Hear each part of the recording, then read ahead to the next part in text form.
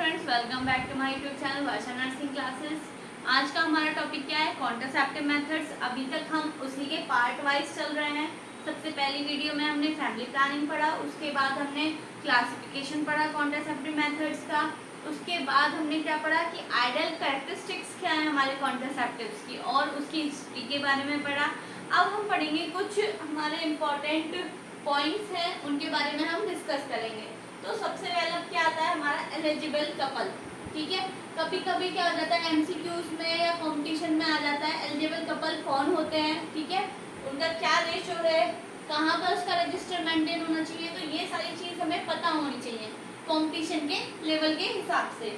तो eligible couple कौन होता है? ठीक है, वो married couple, new married couple in which the age of female in reproductive age 15 से 45। ठीक है, जिसमें बोल रहा है कि न्यू मैरिड कपल होना चाहिए। ठीक है, मेल और फीमेल मैरिड कपल होने चाहिए। अच्छा, इसमें जो फीमेल की एज है, रिप्रोडक्टिव एज बोली गई है कितनी? 15 से 45। ठीक है, मेल की क्यों नहीं बोली गई है? क्योंकि मेल क्या है, वो लाइफ टाइम कभी भी बच्चा हो सकता है। उसके क्या है, 90 की उम्र में बच्चा हो सकता है, 60 की उम्र में हो सकता है। लेकिन फीमेल में क्या है, रिप्रोडक्टिव एज है, उसके अंडर में ही उसके बच्चा हो सकता है, प्रेगनेंसी हो सकती है। ठीक है, मेल के अंदर ऐसा कुछ नहीं होता है, इसलिए यहाँ पर क्या है, फीमेल की एज लिखी गई है, वो भी कौन सी? रिप्रोडक्टिव, जिसमें कि वो प्रेगनेंसी कंसीव कर सके, बच्चा कर सके। कौन सी एज होती है?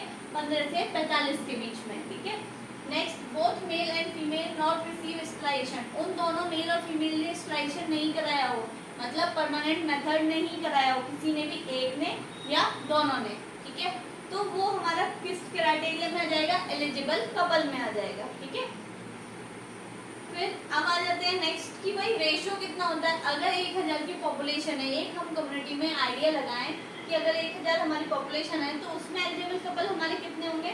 150 से 180 हमारे क्या पाए जाएंगे? एलिजिबल कपल पाए जाएंगे। ठीक है, नेक्स्ट, जो एलिजिबल कपल रजिस्टर है जो मेंटेन किया जाता है, वो कहाँ मेंटेन किया जाता है?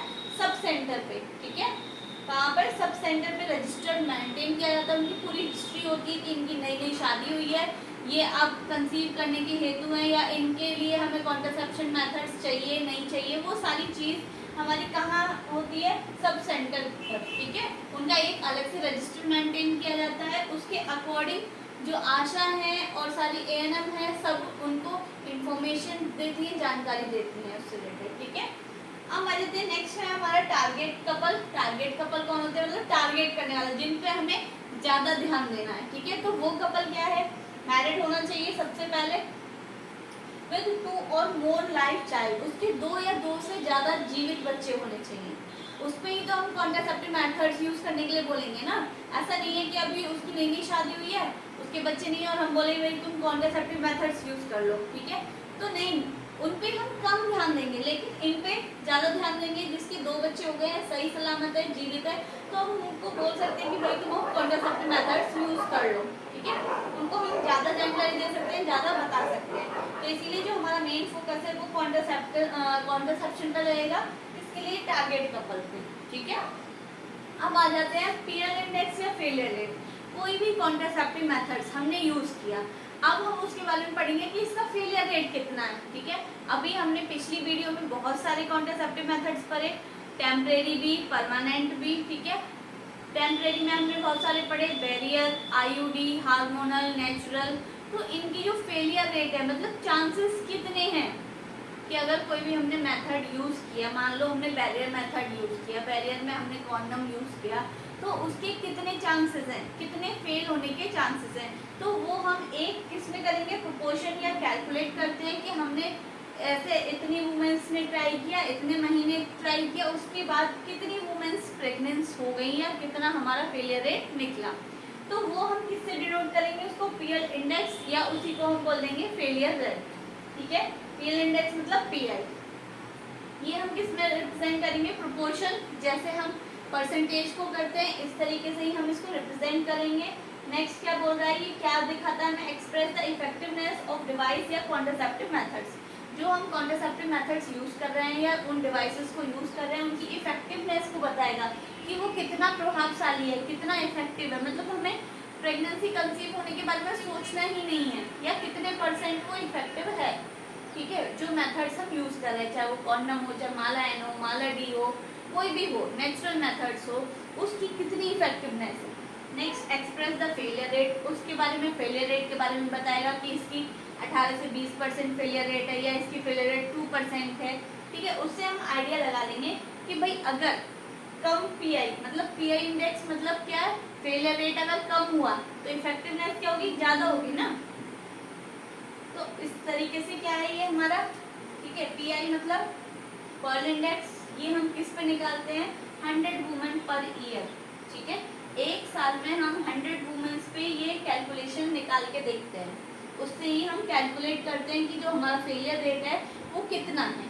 ठीक है, तो इसका जो फॉर्मूला है वो क्या है, नंबर ऑफ एक्सीडेंटल प्रेगनेंसी, ठीक है, upon total number of females, कितनी फीमेल्स ने ट्राई किया, ठीक है, या कॉन्ट्रासेप्टिव मेथड्स यूज किया।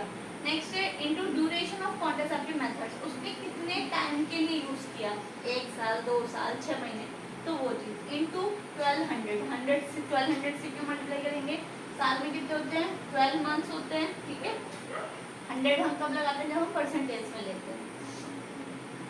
तो समझ में आया आपको। सबसे पहले हमने क्या किया, नंबर ऑफ एक्सीडेंटल प्रेगनेंसी, मान लीजिए जैसे कि हमने 100 फीमेल्स थी हमारी, ठीक है, टोटल कितनी है हमारी, 100 फीमेल्स है, हम यहाँ लिख लेंगे।